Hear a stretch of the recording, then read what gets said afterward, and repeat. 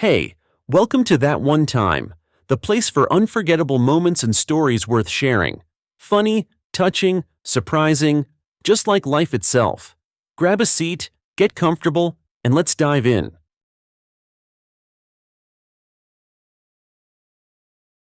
The park embraced David, enveloping him in silence and peace. By the fountain, as if inviting rest, stood a solitary bench, and he decided to sit down. Around him reigned idle. Tall poplars closed their crowns over the wide alley, creating a living dome through which the sun's rays gently broke through. It seemed not a city landscape, but a backdrop for a good old fairy tale. Life bustled past. Some hurried on errands, others strolled unhurriedly. Young mothers smiling, pushed strollers, their voices intertwined with children's laughter. Little ones on scooters and bikes flashed by like bright spots. The scene was so serene that his heart filled with quiet joy. This corner reminded David of another park, from his childhood in a small town.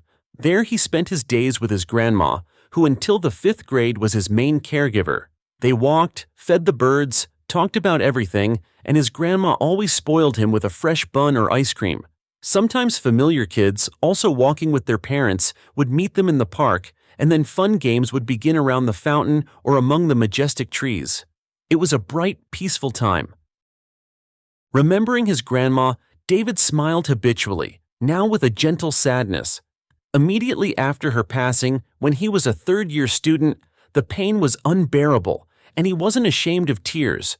Grandma Anna was, perhaps, the closest and dearest person to him, the one who understood him better than anyone. He often thought of her, especially at turning points in his life, wondering how she would have reacted to his successes. He regretted that he couldn't share with her the joy of his victories, of which there were many. David graduated from university with honors and became a qualified engineer, exactly as his grandma had once dreamed. She was the first to notice that his fascination with building sets wasn't just a game, but an intuitive understanding of proportions and symmetry. His grandma, herself a good mathematician and former employee of an architectural bureau, recognized his aptitude for exact sciences even before school. He has a brilliant mind, a future talented engineer, a great future awaits him, she would say proudly, while his mother would just smile, thinking it was blind love. But his grandma turned out to be right about everything, except, as it later became clear, her prediction of a great future. David's talent for mathematics manifested in the 1st grade, when he easily solved problems for older students. His teacher gave him extra assignments so he wouldn't get bored, and his grandma worked with him at home. She was proud that her grandson took after her and often sighed, looking at his certificates from Olympiads. "Oh, it's a pity Grandpa doesn't see what you've become." His grandpa died when David was only a few months old. His grandma missed her husband and often told her grandson about him, creating an image of a passionate and respected surgeon who passed away right at his workplace from a heart attack. David had never seen his grandpa, but he loved him, thanks to his grandma's vivid stories and numerous photographs. His grandpa was invisibly present in his life. But David didn't know his father at all. As he grew up, he started asking questions, feeling a sharp lack of a male presence. His grandma and mother were kind and caring, but he needed someone he could talk to man, kick a ball with, discuss problems. Both avoided answering until one day his mother couldn't bear it anymore. "He left me when he found out about the pregnancy, ran away, that's all," she confessed. An ordinary story. He was from out of town, said he was from Arkhangelsk, and who knows if that's true. "We met at a disco. He lied through his teeth, then disappeared. After he left, I realized I was expecting you, and I decided to keep the child no matter what, although I wasn't sure about your father from the beginning. How can you be sure about someone you barely know? My parents supported me." Later, David's father reappeared in their town, coming for work. He decided to meet the girl he had spent time with, but she came with a rounded belly. The father disappeared again. All his mother knew about him was his name and city, and even that might have been a lie. "He never looked for him," his mother sighed. "Why would he? He knew where I lived. If he had wanted to, he would have found me himself. He ran away. He got scared. I don't even blame him. It's just an ugly story. I'm sorry it turned out this way." David, old enough to understand that it was hard for his mother to recall this story, felt his illusions crumble. He stopped dreaming of meeting a hero father and accepted the truth. Until he was about 10, David lived with his grandma and then moved in with his mother, who rented an apartment near the Mathematical Lyceum. Getting to school became more convenient, and he moved to his mother's place, especially since a nanny in the form of his grandma was no longer needed. But every weekend he would visit her, missing his room, his cat Bulik, and the cozy atmosphere of his childhood. At the new lyceum, he was struck by his first unrequited love for a girl named Vika. They were in different classes, but physical education was together. David, an excellent student in all subjects, only had a strained C in PE and didn't like these lessons until he saw her. It was impossible not to notice Vika. Tall, slender, graceful as a panther, David watched her spellbound, admiring her long, shiny hair, the color of melted chocolate, which she tied in a high ponytail for PE. This hairstyle revealed her face with perfect features: a straight nose, dark arched eyebrows, full lips, and huge turquoise eyes that shone on her tanned skin like two lakes. Vika was a beauty and knew it, surrounded by crowds of admirers. She was friendly and welcoming to everyone, but didn't let anyone get close, which pleased David. He himself wasn't among the obvious admirers. He lacked the courage. Popular guys circled around Vika, handsome, athletic, confident, and with an excellent sense of humor, and David had never been like that.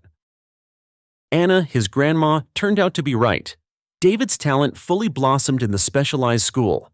Teachers praised him, gave him extra lessons, and assigned complex tasks. In class, he quickly became the one everyone could copy homework from, never refusing anyone. For this, he was respected. Word of his mathematical abilities spread, and one day during break, she approached him.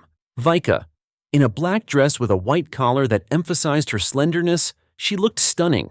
David was completely flustered by her closeness. "Hi," Vika smiled radiantly. "My name is Vika. Our PE class is at the same time as yours. Do you remember me?" He nodded weakly, unable to utter a word, while emotions raged inside him. She came up to him herself. She was talking to him. It seemed unreal, but very pleasant. "You see," Vika continued, slightly embarrassed, "our math teacher gave us a difficult test for homework, and I didn't understand anything. It's a crucial grade. If I get a C, that's it. A C for the quarter, my mother will kill me. Will you help me out?" David was ready to move mountains for her, let alone solve a test, and of course he agreed. Vika's turquoise eyes lit up with joy. "Thank you," she exclaimed and hugged him impulsively. "You really are great. No wonder the girls from your class say so." After that incident, they didn't become friends, but he suddenly started existing for her. She noticed him in the corridors, greeted him warmly. Sometimes they exchanged glances during PE. Less often, she would say something insignificant to him herself, but that didn't matter. The main thing was that she noticed him.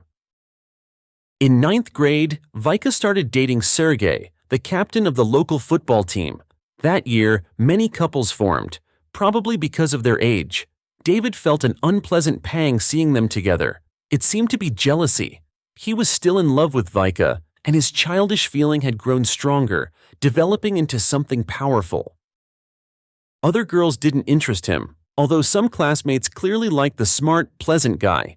If he had shown initiative, they would have gladly gone on a date. But they were uninteresting. All his thoughts revolved around the unattainable Vika. How happy he was when rumors spread through the Lyceum that Sergey had left Vika for an older student.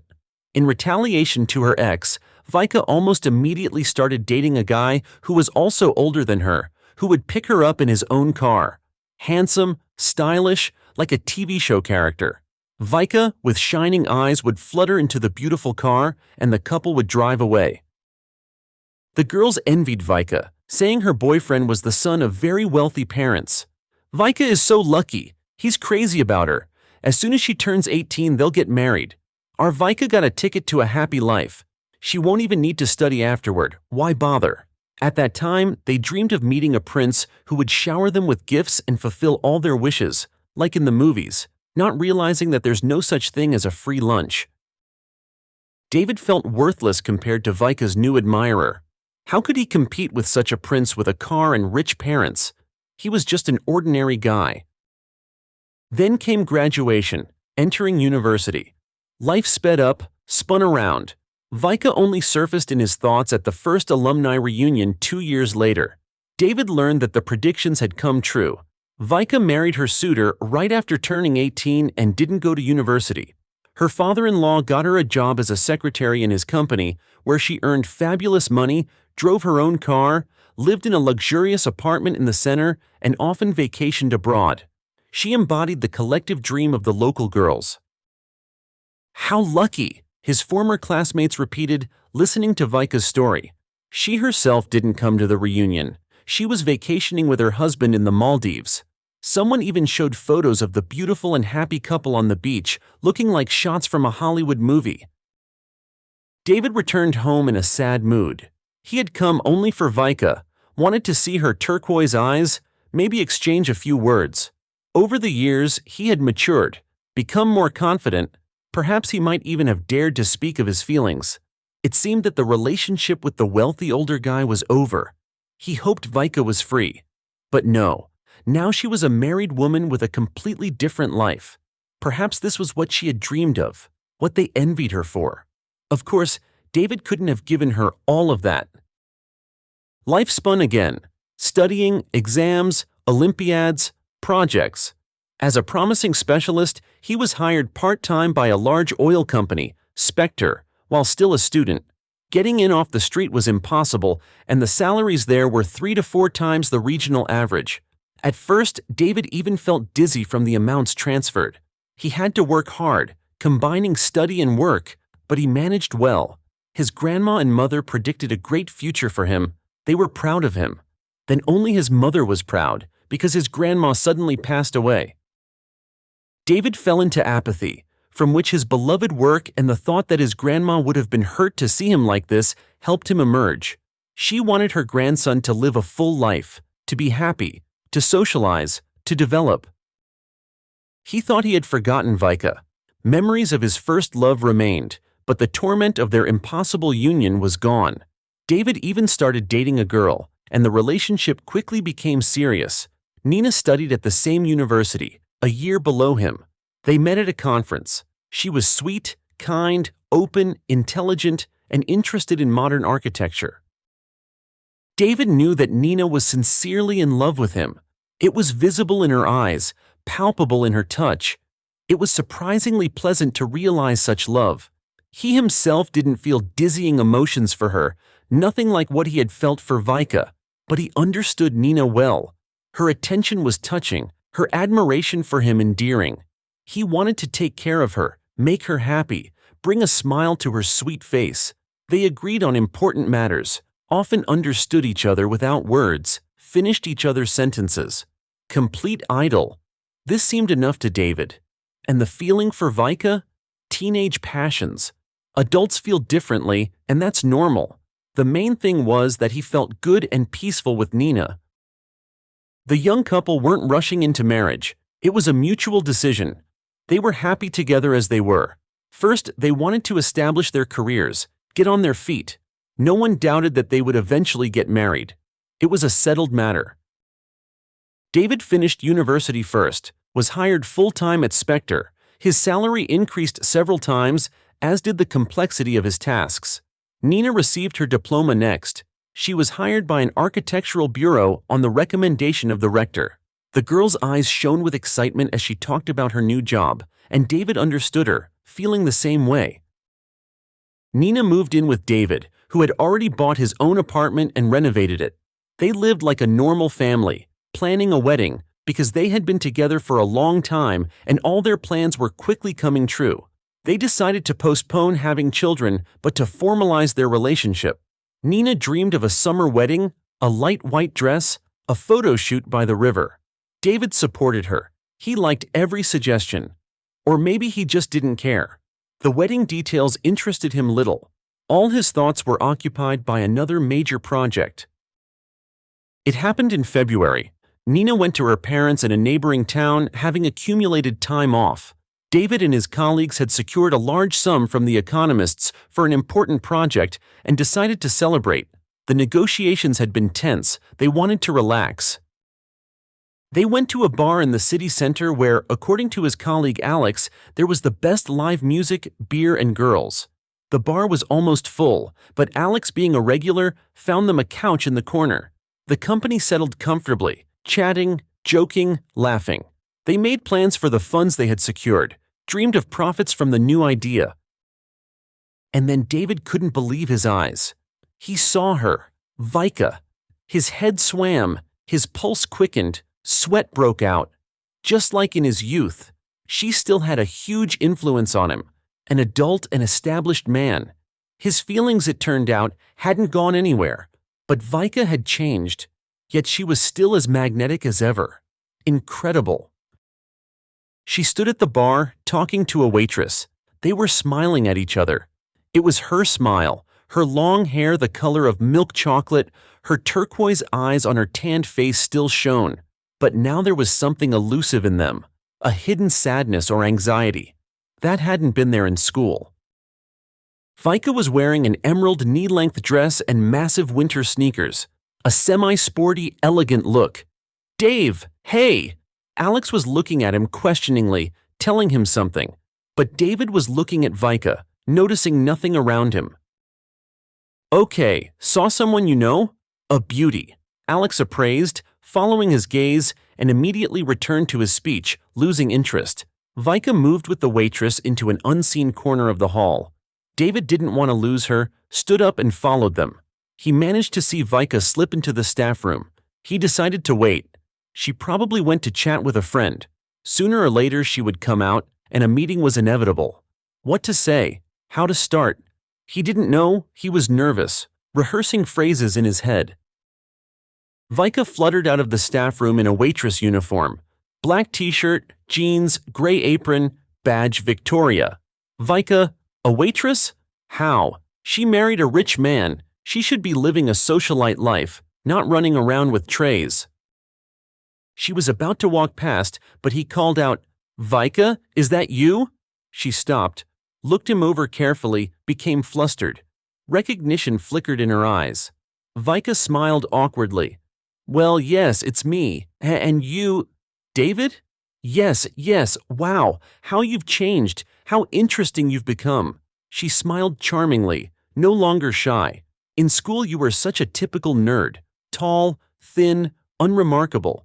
Years often do men good." David bloomed at the compliment. Vika clearly showed interest. Incredible. He immediately felt more confident and energized. "And are you working here?" David asked. "As you can see," Vika sighed, the smile leaving her face. "Life is strange, unpredictable. Who would have thought it would turn out this way? Did something happen? Something happened. An ugly story. But everything happens for the best, I always say that. How about you? What are you doing?" "I work at Spectre." "Ah, right. I heard from someone." "Well done. You were always smart and driven." Vika stood nearby, saying pleasant things and looking. How she looked. Her gaze was full of interest, admiration, warmth, tenderness. "And we're here celebrating a corporate event with colleagues," David explained for some reason, gesturing towards the table. "Well, great. Are you planning to be here much longer?" David shrugged. "There'll be fewer people towards the end of my shift. We can talk, okay? It's so nice to meet someone from childhood. That was the best time." All evening, Vika was busy, bustling with trays, smiling at tipsy men, joking. Their eyes met often, and David's heart was flooded with tenderness. A silent dialogue with the girl who, it turned out, still meant a lot to him. Once she hadn't noticed him, and now she herself suggested chatting after her shift. His colleagues were getting ready to go home. David went out to see them off to the taxi. "Why aren't you leaving?" Alex asked, his words slurred. "No, I'll stay here a bit longer." "Got it." Alex smiled conspiratorially. "Yeah, that acquaintance is a beauty with a tray. Just don't forget you have Nina." David thought about it. Nina, kind, smart, loyal. Surely she wouldn't be pleased to learn that her fiancé, with whom she was getting married in the summer, stayed late at a bar to chat with his first love. On the other hand, he wasn't doing anything wrong. He was just curious to know how Vika became a waitress. Closer to closing time, there were few people left in the bar. Vika finally sat down at David's table, tired, but even more attractive because of it. "Oh, it was a tough shift," she smiled. "Can I get you something?" "No, thank you. Then I'd have to bring it myself. I'd rather sit down, my feet are killing me. Waitresses rarely wear heels." "It suits you," David said. "Thanks, but a waitress uniform isn't what I'd like to wear." "Then why?" "Fate just happened that way. You know I married Max right after school, right?" David nodded. Acquaintances had told him about it. "Well, at first it was like a fairy tale. I couldn't believe life could be like that. A huge apartment, a room like something out of a magazine, a loving, handsome husband with an expensive foreign car, constant gifts, a card with substantial amounts without even asking. Travel, work. Max's father hired me as a secretary to a senior manager. All the work was answering calls in his absence, well, making coffee a couple of times. I sat in a beautiful office, read novels, played games, painted my nails, chatted with colleagues. I changed outfits constantly. It was beautiful. A decent salary, people work around the clock for that kind of money." "What about studying? Didn't you go anywhere?" "Studying? I didn't even think about it then. Another life began. Beautiful, bright, full. It seemed it would always be like that. Time passed. The attentive Max changed. He started staying late at work, then endless business trips, from which he returned with a bronze tan. I, engrossed in meeting people, shopping, didn't notice right away. And when I realized something was wrong, I got scared.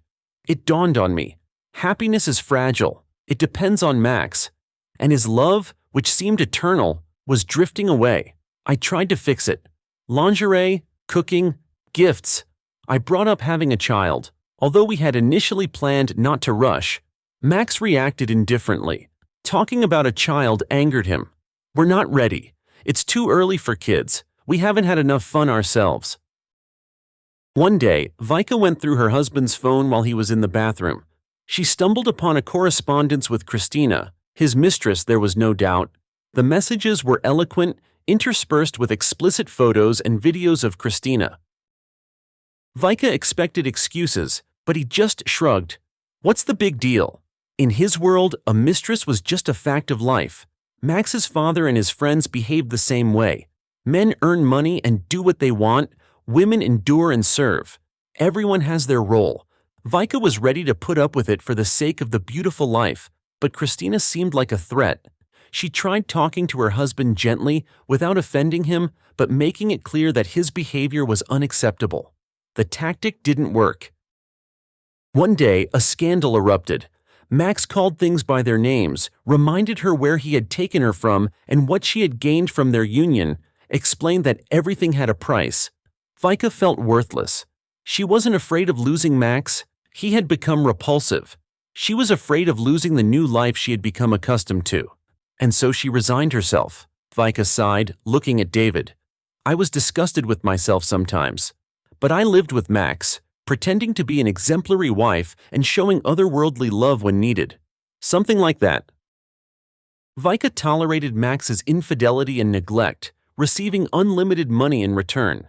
Instead of saving up for a business or an apartment, she spent everything on entertainment: clothes, clubs, trips, perfume. It helped her distract herself, feel happy. But more and more often, she felt longing and a chilling emptiness. Drinking helped her forget, but not for long. And then Max announced the divorce casually, as if it were a trifle. Vika felt like she had been punched in the gut.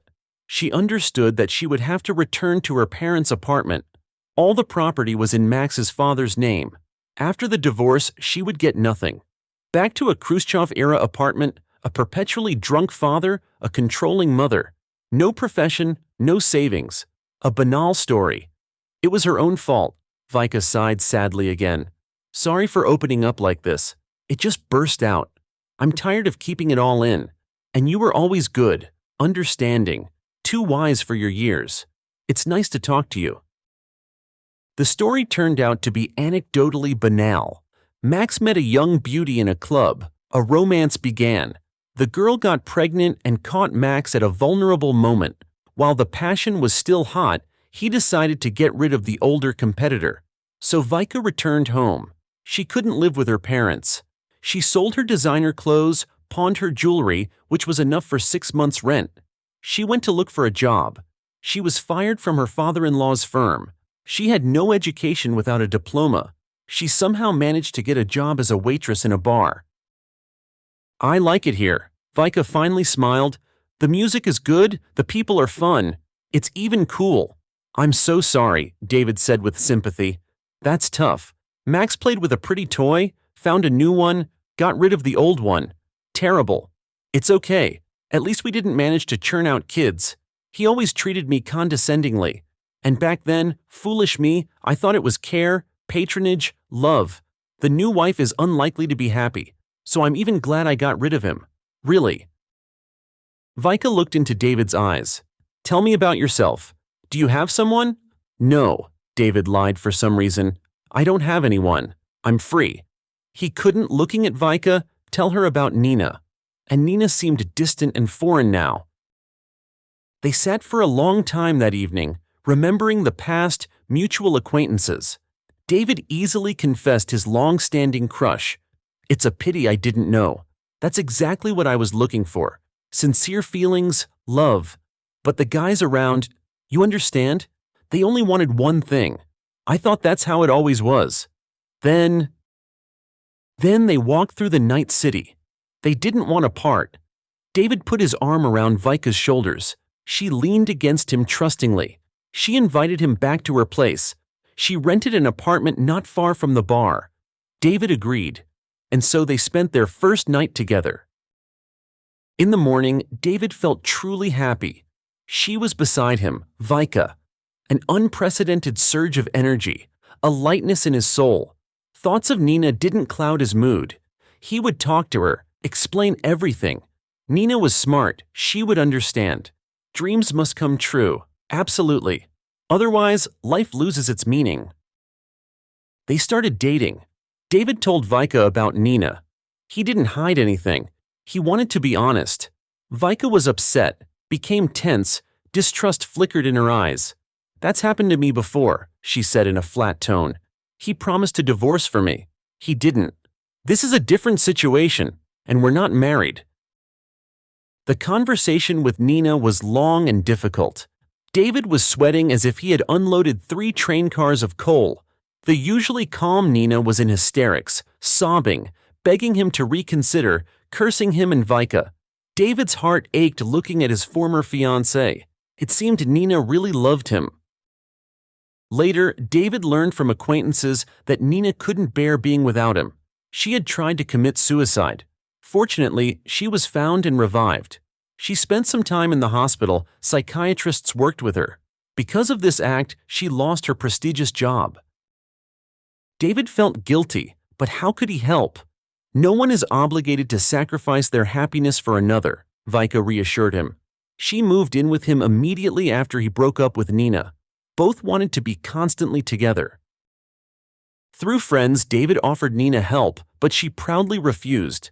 She didn't want to hear about her former fiancé. She considered his action mean and a betrayal. Although he hadn't lied, he had told her everything right away.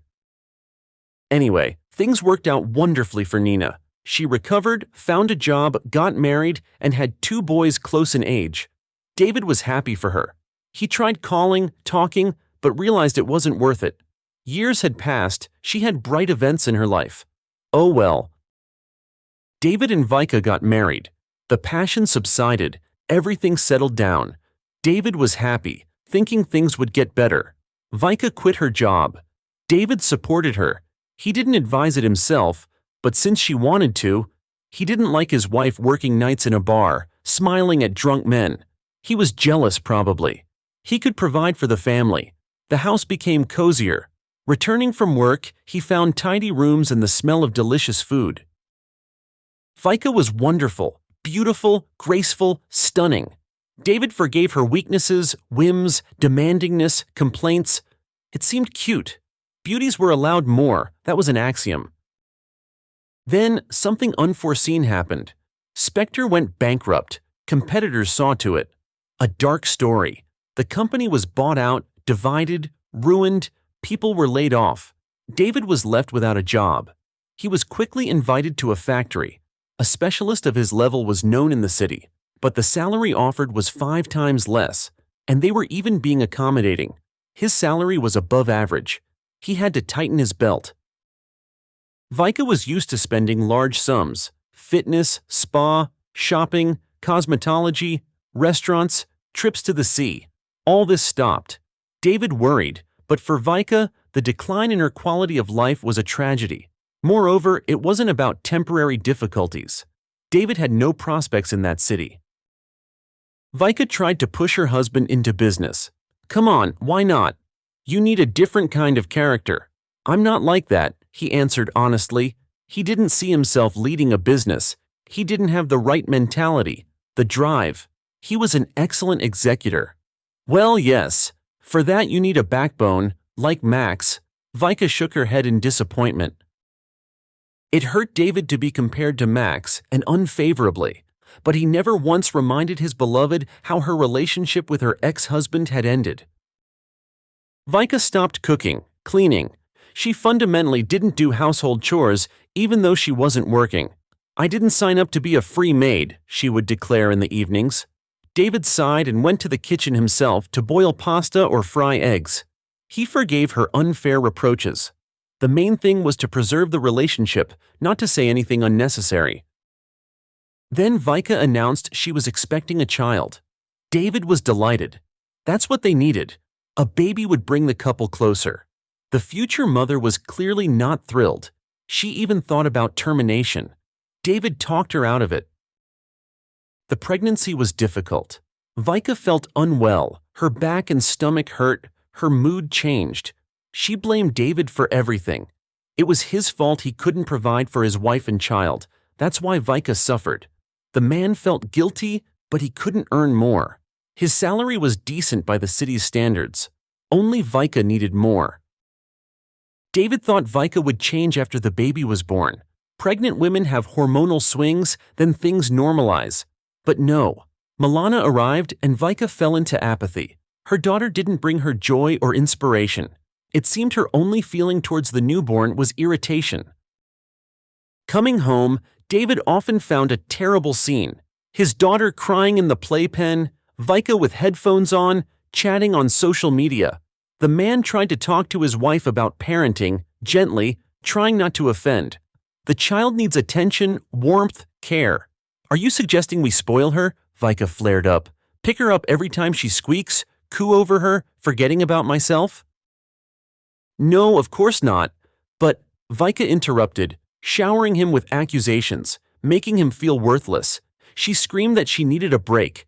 She had produced a human being, suffered for 9 months, childbirth, round the clock with the baby without help, without the right to escape.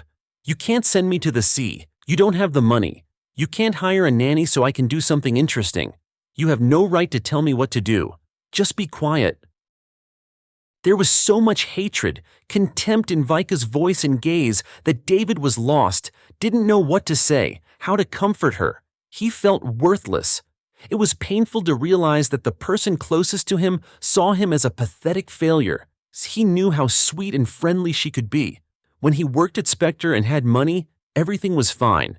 So it was his fault. He couldn't provide for his wife and daughter. Everything was falling apart. Coming home, David readily took on chores, cooking, cleaning, playing with his daughter. He even enjoyed it. Milana, held in his arms, had missed him during the day. Order reigned in the house. It felt good. David hired a nanny, since his beloved found it so hard. But Vika was unhappy even with this. She didn't get along with the woman. The nanny had the audacity to point out flaws in how she handled the child, so they had to part ways. The next nanny was less talkative. Vika went shopping to spa salons. She couldn't live life to the fullest as before, but David tried to make sure his wife had money on her card for entertainment. He understood. Women on maternity leave needed to relax. But Vika's behavior could hardly be called relaxation. Vika lived her own life. She only came home to sleep, sometimes in the early morning, drunk and cheerful. David worried, he loved her, he hoped her behavior was postpartum. Although Milana was almost a year old, he saw how other women behaved. He walked with Milana, went to clinics. He noticed the eyes with which they looked at their little ones, how carefully they handled them, how they cooed. Milana didn't see this. Her mother was cold, indifferent. She only touched her out of necessity, didn't approach her unnecessarily. She could come, play, sing, recite poems. David tried to start a business. It seemed that with money, everything would get better. Vika would be her old self. Nothing came of it. He only lost his savings. He thought about suggesting Vika see a psychologist. He felt that you couldn't hide a secret forever. He found a specialist. But before he could talk to her, something happened that changed everything. One day he stayed late at work, returned later than usual. Vika wasn't there. The nanny was with Milana, a saintly woman who put up with irregular hours and didn't comment on Vika's antics. Not surprising. Vika often returned late or early in the morning. It was Friday. She was probably at a club. She had long since stopped feeling the need to inform her husband. David let the nanny go and prepared dinner. Milana was asleep. Poor child, deprived of her mother's love, and her perpetually busy father couldn't give her enough attention. He was worried. The child lacked warmth from loved ones. He entered the bedroom, looked around. His heart sank. Something was wrong. He realized Vika's things were fewer. He rushed to the closet, the dressing table. Many things were missing. The jewelry box, designer dresses. She took her favorite, valuable things. Her husband clearly wasn't on that list. In the kitchen cupboard, he found a note. Vika had met a businessman from Germany named Georg on social media. The correspondence became serious. Georg admired Vika's appearance, sensuality, sincerity, tenderness. Vika knew how to present herself. David sighed heavily. He wondered if Georg would still look at his chosen one if he lost his fortune. Georg had visited, they met, fell in love, made plans. Vika left him. She filed for divorce, wrote a waiver of parental rights for her daughter, and had it officially notarized. It lay right there, under the note. Written proof of what David knew. Milana was not wanted by Vika. She couldn't find the strength to say it to his face, so she did it this way. David couldn't believe Vika was like this. A monster, cold, calculating. To hand Milana over to an orphanage, he had no one closer than his daughter. Before, he thought there was still Vika, that she would come to her senses, become her old self. Sweet, caring, loyal. Financial difficulties were common. They weren't that poor. They couldn't throw money around, but they had everything they needed. He reluctantly admitted. Vika was with him for the money. In distress, she looked for someone to pull her out, to support her. She found him. She was happy for a while, twisted the loving David around her finger. When her husband lost his job and money became scarce, she started looking for another option. A child wasn't an obstacle. Vika never reappeared. She lived in Germany. He saw photos on social media. He tried to contact her, got blacklisted. She wasn't interested in her daughter. This David couldn't understand. It seemed that with time, her heart would ache for the little one. No, it didn't happen. David obeyed fate until it took a sharp turn. A year later, Milana was diagnosed with a rare blood disease. Genetics had debuted, the professor explained. It would have happened sooner or later. Milana was 4. Examinations and treatment began. It seemed they would manage before school, find therapy, stabilize her. They thought medicine was strong. They wouldn't fail to help. She would have to take pills all her life. Unpleasant, but what could you do? But the disease was rare, insidious. It affected her blood. The little one got tired, felt nauseous. The nanny, who worked around the clock, worried, cried. Looking at her, David thought of Vika. She didn't even know about the trouble. And if she did, would she help? The man tried to reach his ex-wife again. She didn't want to know. Georg had married her, they were raising a son, Milana's half-brother. From the photos, Vika was a tender mother to this child. This gave him hope. Maybe now she understood how important a mother is. The news of the illness wouldn't leave her indifferent. Maybe she would help, find a German professor, prescribe treatment. Milana would recover. But Vika categorically refused to communicate, and she didn't want to know anything about her daughter. David managed to tell her through Vika's friend. She asked me to tell you to forget about her existence, as if she wasn't there, as if she had died, the friend relayed. That's exactly what she said. After that, David understood. He could only rely on himself. There was no hope from Vika. She had definitively erased her husband and daughter. David continued the fight for Milana's health alone. There was no one closer. Milana grew up as a daddy's girl, looking at her father as a demigod. David couldn't let her down. Milana grew up kind, smiling. Despite her illness, she enjoyed life. David was surprised by the simple things that brought her delight. A butterfly on a leaf, the dance of snowflakes, a cat among pigeons. "Daddy, how beautiful!" She would point a finger at things that hadn't stirred feelings before. And he understood. Yes, his daughter was right. These were amazing sights. David tried to spend every free minute with his daughter. He liked listening to her thoughts, making plans. Milana dreamed of becoming an artist, traveling the world. Looking at her drawings, David understood. Perhaps the little one had talent. He enrolled her in a class for preschoolers. But she couldn't attend, just like she couldn't go to kindergarten. The disease took her strength, made her susceptible to infections. David found a solution. He invited a drawing teacher home. A middle-aged woman fell in love with Milana. Well, of course, the radiant little one radiated tenderness. She wasn't getting better. On the contrary, the disease was progressing. Rare, little studied, genetic. Genetics are difficult. An unhappy ticket, he heard from doctors. Everyone said the same thing. Only a few specialists studied it. The queues were miles long. The treatment was expensive, individual. But some went into remission, others weren't helped by anything. David knew all the professors who dealt with the disease. There were few of them. In Russia, too, Whitlock, Ashworth, both in Moscow. Impossible to get an appointment. Queues, a consultation cost so much he'd have to take out a loan. Booked a year in advance. He called every week, heard, no appointments. Call in a month or two. There was almost no hope left. He tried contacting professors abroad. It was even more difficult there. David felt devastated, powerless. He looked at his daughter. Milana was fading, becoming weaker, paler. Shadows had appeared under her turquoise eyes. It was unbearable to watch. He managed to get a transfer to the Moscow Research Institute of Hematology for supportive treatment. It didn't solve the problem, but it bought time. David fought for this time. He knew even top specialists might not help. He was aware of this. But he had to try. There were some who recovered. There were chances.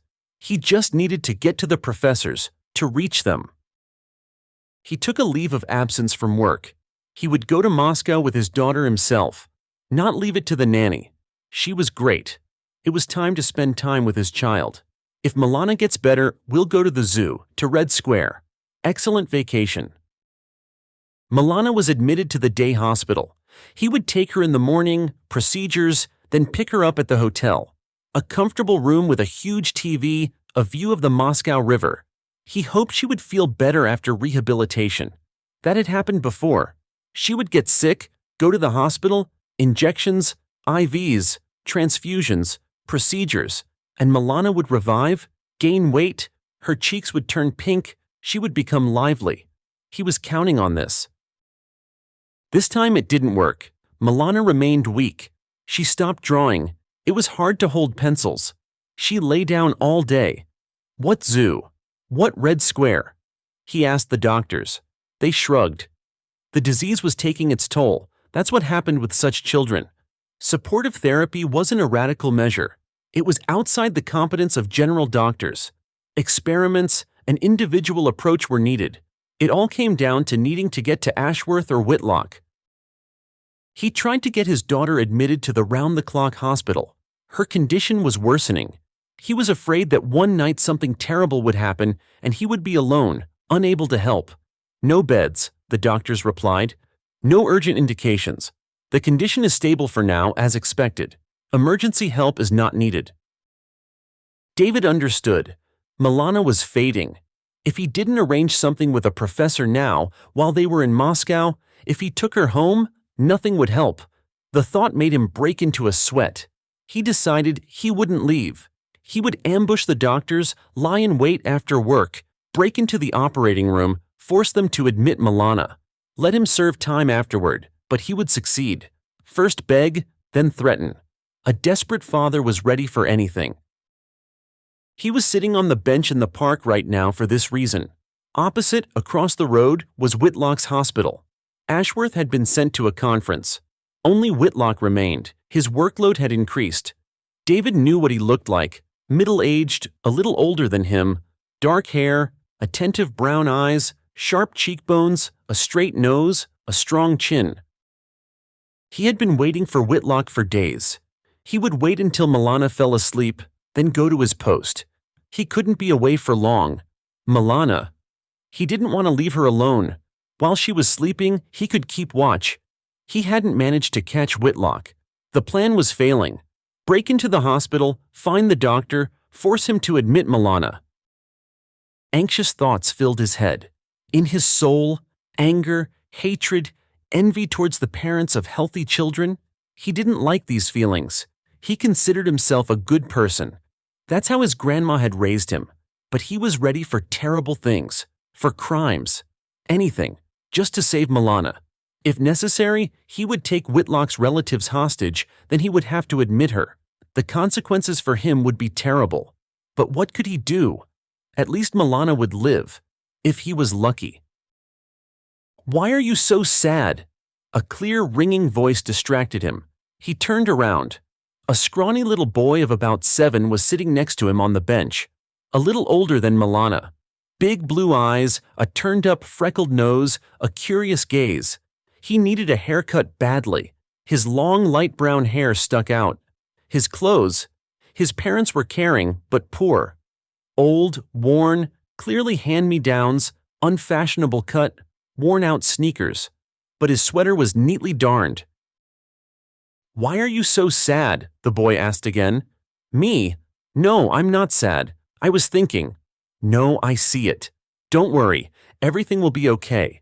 It's often like this. First bad, and then it gets better. Sooner or later." "You're right," David smiled. It was impossible not to smile looking into the clear blue eyes. The boy was sincere, bright, real. He radiated a special energy, an amazing child. "And why are you walking alone here? Where are your parents?" David looked around. The boy was too young to walk alone. He was behaving carelessly, sitting down next to a stranger, starting a conversation. You never knew who you might meet. "Alone. Grandma is sick. I came here to see a friend. He waits for me every day. I help him and he helps me." "Sounds like you're real friends," David smiled. "Keep in touch. That kind of friendship is rare." "I know," the boy smiled. He was missing his 2 front teeth. His smile was funny, touching. A wonderful boy. He talked easily. It worried David that such a young child was walking alone. "Grandma is sick. Parents are working? Is that why you're alone? Does Grandma know where her grandson is, or did you leave without asking?" "She knows, yes. Don't worry. I'm big. I understand everything. I know how to cross the road. I avoid bad people." "David, I'm a stranger, someone you don't know. And you're saying that you're good," the little boy declared with childlike spontaneity. "You can tell right away." Tears welled up in David's eyes. A trusting, sweet child. Calling him good, not knowing about his dark thoughts. David was ready to commit a crime for his daughter, and the boy thought he was good. Anyone could deceive him, the defenseless child. "Still, don't talk to strangers. All sorts of people are out there. Parents told me, didn't tell me." The boy shook his head. "I don't know them. I don't remember my parents. Grandma is raising me. They died when I was little. An accident. I was in the car. I survived. I wasn't hurt. Grandma said angels saved me because I'm supposed to grow up and make the world better." That's quite a story you have, David said. He looked at the boy with different eyes. Life probably wasn't easy for the kid, but he was open, kind, sociable. He was going to save the world. My name is Matvey, by the way. The young interlocutor introduced himself. And yours is David, Uncle David. A woman in a green coat, a pastry vendor, rolled a cart past. Hot buns! It didn't escape David's notice how Matvey watched the cart. It dawned on him. The child was from a poor family. He was hungry. Matvey, did you have breakfast? My friend gave me a sandwich. That was a long time ago. He wanted to eat but didn't dare to ask. David got up, bought 2 fluffy buns with raisins. He handed them to Matvey, who bit into them like a hungry wolf cub. Watching him eat was a pleasure, especially after his unsuccessful attempts to feed Milana. She ate nothing. Is the second bun for you? Matvey asked. Why aren't you eating? It's delicious. No, for my daughter, David replied. He thought maybe Milana would want to try it. He would have been happy if she ate a quarter. You have a daughter? What's her name? How old is she? Milana. She just turned 6. Why didn't you bring her to the park? The weather is good. You could have walked, run. You see, Matvey, Milana is sick. She has a temperature. A naive little one. He didn't know about worse illnesses. No, it's more serious. Not a temperature. It's related to blood, something hematological. David's eyes widened. Where did he get such words? It didn't fit the image of a freckled, toothless first grader. Wow, where did you get that knowledge? My friend knows a lot about illnesses, he tells me, Matvey explained. Your daughter needs fresh air and good emotions. I agree, David sighed. Matvey surprised him more and more. But Milana is weak. It's hard for her to walk. Then maybe I can come to your place. Do you live far? I want to become a doctor, you know. I know how to treat a little. It helps Grandma when I put my hand on her forehead. She says she feels better right away. And won't Grandma mind if you go to strangers? She won't, the little boy assured him. She knows I can tell people apart. I avoid bad ones. On the one hand, the amazing boy was right. Milana needed positive emotions. David didn't know how to cheer her up. She was indifferent to toys, uninterested in cartoons, didn't eat sweets. She lacked interaction with other children. She dreamed of going to kindergarten, playing on the playground. She talked about it a lot. But it wasn't possible. She was too weak. And here was Matvey with an offer.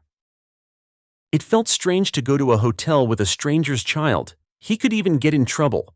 Although he had no intention of harming Matvey, he decided to take the risk. Matvey was radiant, open, sensitive. If he could cheer Milana up even a little, the risk would be worth it. When they entered the room, Milana wasn't asleep. She was lying down, looking at the ceiling. Seeing the unfamiliar boy, she brightened up. Her eyes lit up with interest. Who is this? She asked, propping herself up. I'm Matvey, the guest announced. Your dad and I became friends. I came to visit. And I'm Milana.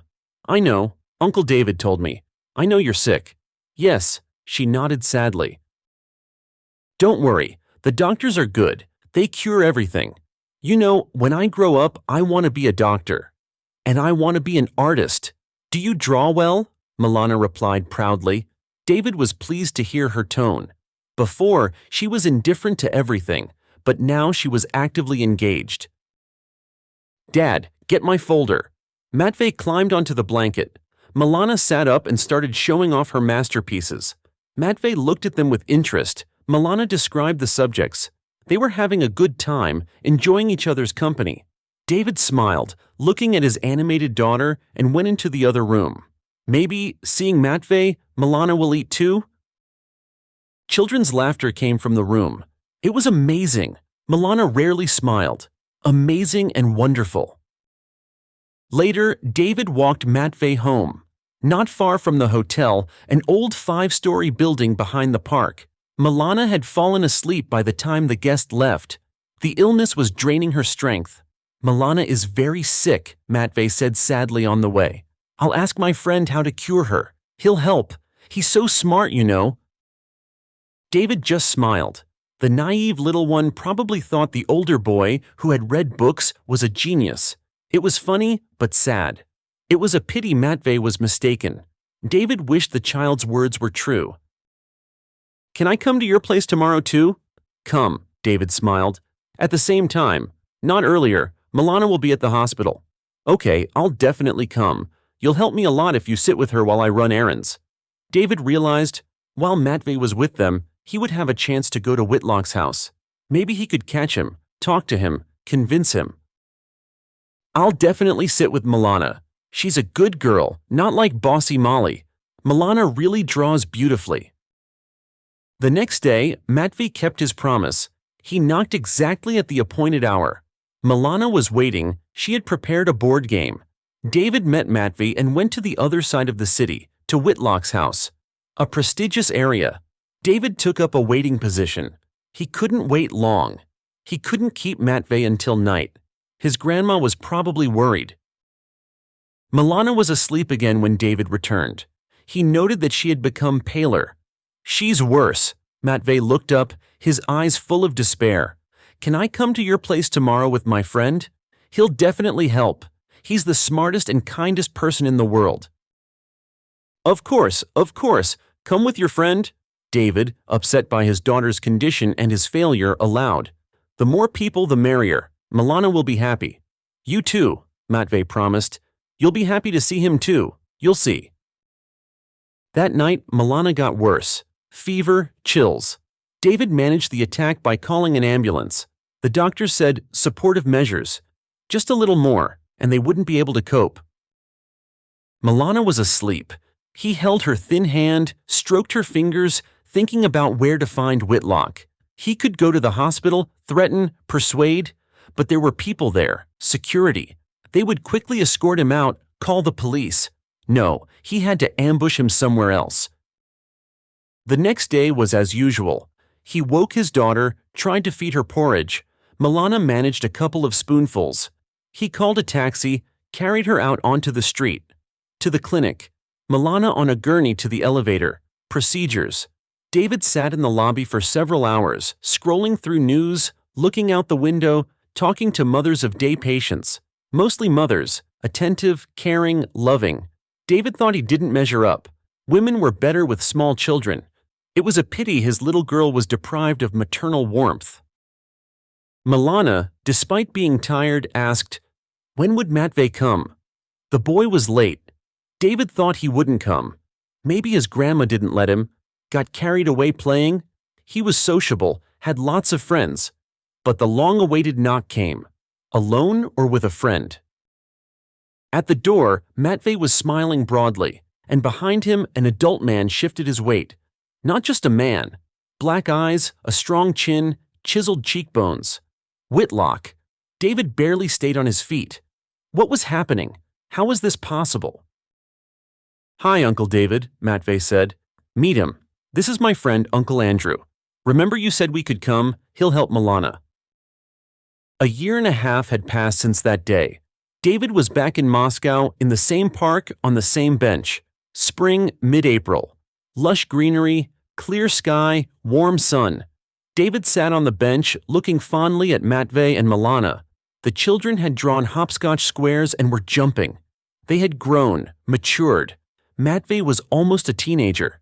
The same open gaze, a charming smile, no longer gap-toothed. Taller, stronger. It was good he hadn't lost his spontaneity, his openness. He would probably remain like that, kind, attentive, sensitive. Milana was 7. David hadn't hoped a year and a half ago that she would go to a regular school. At best, homeschooling, at worst. It was still hard to think about that now. "You beat me again!" Matvey's voice was full of admiration. Milana smiled proudly. David chuckled. He saw everything, understood. Matvey always let Milana win so she would feel strong, agile. He knew she needed positive emotions, self-belief. He was trying. He acted as if he were 10 years older than Milana, a little sage. On that memorable day, David couldn't believe for a long time that Matvey's friend was Professor Whitlock himself. The boy had mentioned that his friend understood medicine, but hadn't said it was one of the two famous professors. Whitlock turned out to be a wonderful person. David told him about their trouble. While the men talked, the children played a board game in the bedroom. Whitlock was horrified at how difficult it was to get to him. He hadn't been aware. He decided to create a website so patients could contact him directly. After a thorough, lengthy examination, the professor developed a treatment plan. It was expensive, but Whitlock personally secured subsidies. The little girl began to recover. They couldn't get rid of it completely. Milana would have to take medication her whole life. But she was no different from healthy children. She became quick, noisy, energetic. She even started being mischievous, which delighted David. His daughter had enough strength for childish pranks. This was happiness. Not everyone would understand. Milana started school at the proper time. 2 schools at once, an art school. Every year they traveled to Moscow for rehabilitation examination. Both daughter and father were happy about this. Matvey, the amazing boy who played a key role, lived in Moscow. He also looked forward to Uncle David and his best friend visiting. How did Matvey know Whitlock? How did the professor and the boy from a poor family become friends? Matvey met Andrew at the hospital where his grandma was taken with a heart attack. The little boy was worried, crying. Whitlock helped Matvey.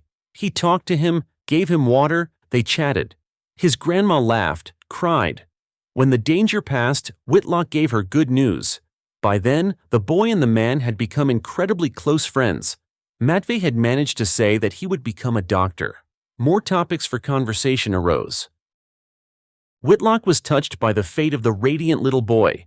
He didn't want him to end up in an orphanage and took him in. Whitlock's wife accepted the lodger. They had a son the same age, and the boys got along well. So Matvey would come to visit his friend Uncle Andrew at the hospital. Despite being busy, he didn't refuse to talk to him, participated in his life, understanding that it was hard for the elderly woman alone. When Matvey, tears streaming down his face, told Whitlock about Milana, he wasn't indifferent, especially since it was about a disease the professor specialized in. David and Whitlock were now friends. Andrew personally ensured that his signature was on the reports about Milana's condition. Most often, they talked about Matvey. The boy's fate was important to both of them. "He's a wonderful kid," David said. "I wish I had a son like that." "He's smart and most importantly, sensitive," Whitlock agreed. "The right combination for a future doctor. He'll become a doctor who saves more than one life."